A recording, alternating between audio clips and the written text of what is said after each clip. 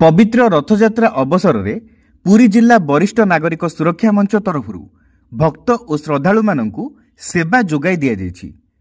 एही सुरक्षा मंच तरफ पानीय जल और बिस्कुट आदि बंटन करा जायतिला।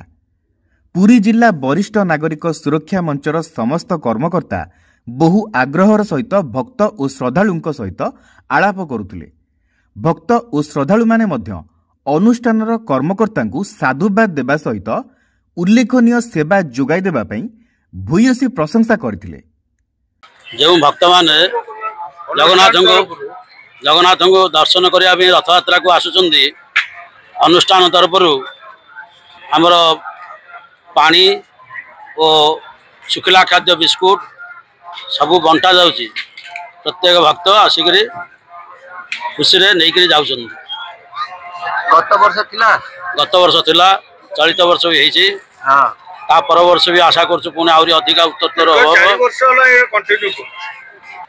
खुशी लगुच जहाँ भक्त मैंने ये आम अनुष्ठान तरफ होची बोलिका आमको निजको गर्व लगुच। आ जो मैंने भी एथिपाई डोनेशन करचंदी साहाय्य करचंदी सेमानकु भी धन्यवाद दउची। ए भलिया अनुष्ठान को से दान करथिबारु मैं बहुत खुशी होची। पवित्र रथ यात्रा उत्सव रे मु आमर वरिष्ठ नागरिक सुरक्षा मंच एवं समीक्षा न्यूज चैनल को स्वागत जनाऊँगी एवं धन्यवाद जनाऊँगी।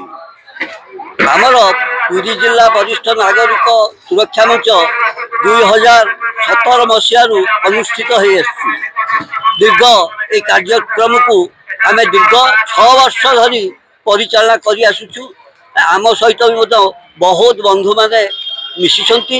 आमर सभ्य संख्या 4000 बर्तमान आमर 400 तेणु आमे मध्य सरकार पाखे उपस्थापित करुचु समीक्षा न्यूज चैनल माध्यम रे आमको वर्तमान सरकार जहाँ साहाय्य देइछंती ताहा यथेष्ट नुहे, किंतु आमको अधिक सुविधा सुजोग निहाती दरकार पड़ुची।